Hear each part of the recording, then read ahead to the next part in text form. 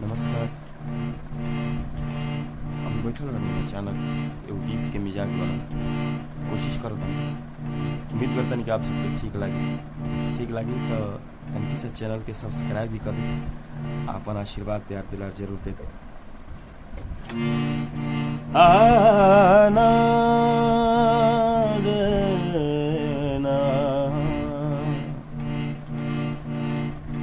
देश के अर्थव्यवस्था के गाड़ी दौड़ाइला,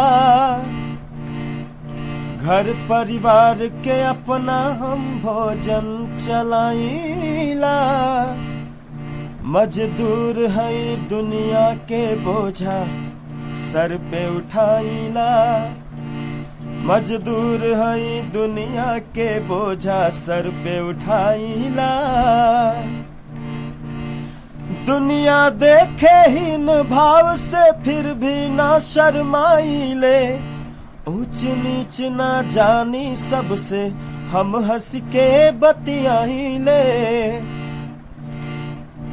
दुनिया देखे हीन भाव से फिर भी ना शर्माइले। ऊंच नीच ना जानी सबसे हम हंस के बतियाइले। आंसू दुख के पी के खुद के मजबूत बनाइला। आंसू दुख के पी के खुद के मजबूत बनाइला। मजदूर है दुनिया के बोझा सर पे उठाइला। रोटी खातिर दर दर भटकी है मोर कहानी। रात कई बीती जाला हमरो पी के ठंडा पानी। रोटी खातिर दर दर भटकी है मोर कहानी। रात कई बीती जाला हमरो पी के ठंडा पानी। अगला सुबह निराशा में आशा के जगाइला। फिर अगला सुबह निराशा में आशा के जगाइला। मजदूर है दुनिया के बोझा सिर पे उठाइला। मजदूर है दुनिया के बोझा सिर पे उठाइला। हंसी खुशी से बीते जिंदगी अतने करिहा राम जी। छोट मोट हमनी के हरदम मिलत रहे काम जी।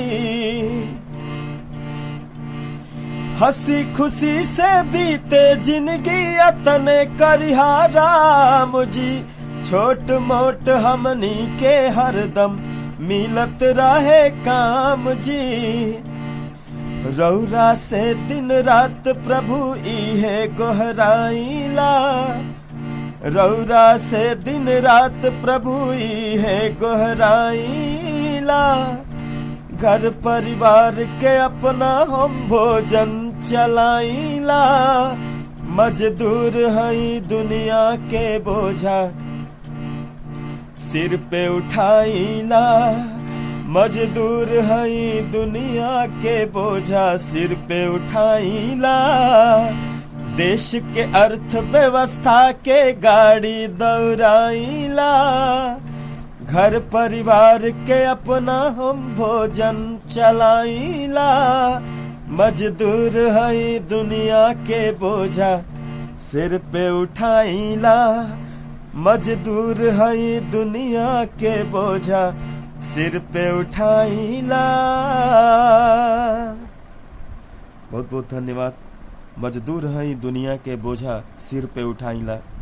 आप सबके निक लागे तो सुनी शेयर भी कर लागी तब। बाकी आशीर्वाद प्यार दुलार। जय हो।